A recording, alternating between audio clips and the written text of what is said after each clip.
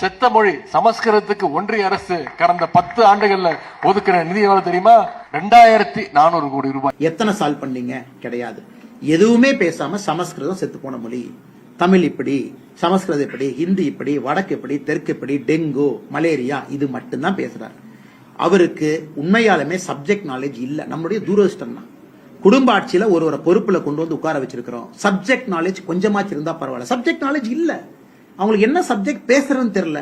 யாராச்சும் நீங்க மீடியாக்காரங்க போய் கேள்வி கேட்டா அந்த கார்ல கண்ணாடி ஏத்திக்கிட்டு ஸ்டைலா பாக்குறது, என்னன்னு பாக்குறது, இப்படி பாக்க தான் பண்றாங்க. சப்ஜெக்ட் நாலேஜ் இல்லை, அதனால பேச தெரியல. ஏதாச்சும் ஒண்ணு பேசணும். திரும்ப திரும்ப குண்டு சட்டிக்குள்ள குதிரை என்பதை போல மாண்புமிகு துணை முதலமைச்சர் அவர்கள் இதையே பேசிட்டு இருக்கிறாங்க. இது நம்முடைய சாபக்கேடாகத்தான் நான் பாக்குறேங்கன்னா, 2026 தமிழக மக்களுக்கு ஒரு வாய்ப்பு. ஆளுமை மிகுந்த தலைவர்களை கொண்டு வந்து உட்கார வைங்க. உங்களை பணி செய்ய சேவகனா உங்களை மாத்துங்க. உங்களுக்கு அவங்க பணி செய்யட்டும்.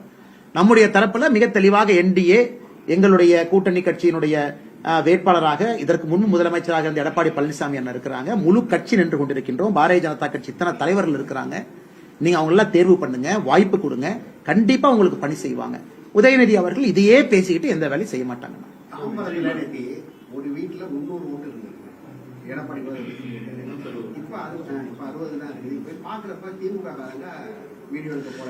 திமுக காரங்க பல இடத்துல நம்முடைய தமிழகத்தை பொறுத்தவரை ஒரு விஷயத்தை புரிஞ்சுக்கணும்னா, பீகார்ல எஸ்ஐஆர் நடந்து முடிந்த பிறகு செப்டம்பர் 30, 2025 எஸ்ஐஆர் முடிஞ்சதுங்கன்னா, செப்டம்பர் 30 லாஸ்ட் ஃபைனல் லிஸ்ட் நமக்கு பிப்ரவரி 7 அதை கொடுக்க போறாங்க.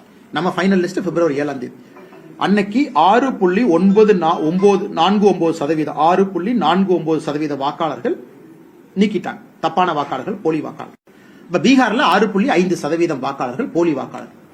தமிழகத்துல என்னை பொறுத்தவரை ஒரு பெரும் சதவீதம் போலி வாக்காளர்கள் இருக்கிறாங்க. டபுள் என்ட்ரி, ஒரே பேர்ல 2 பேரு, அதே ஆள் இந்த பூத், அப்பா பேர் அப்பா பையன், அடுத்த பூத்துல பையன் அப்பா அதே பேரை மாத்தி, ஒரே வீட்டுல 300. அதனால் மிக முக்கியமான வேலை இங்க எல்லோருக்குமே, தமிழக மக்களுக்கு வரைவு வாக்காளர் பட்டியல் வெளியிட்ட பிறகுதான் நம்ம வேலை இருக்கு.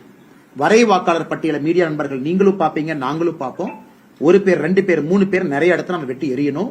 ஏன்னா அதெல்லாம் தப்பு. பொதுமக்கள் கேள்வி கேட்கணும். பொதுமக்களும் கேட்பதற்கு உரிமை இருக்கு. நீங்களும் போய் எலெக்ஷன் கமிஷன் ஆப்ல சிட்டிசனா நீங்களும் மார்க் பண்ணலாம்.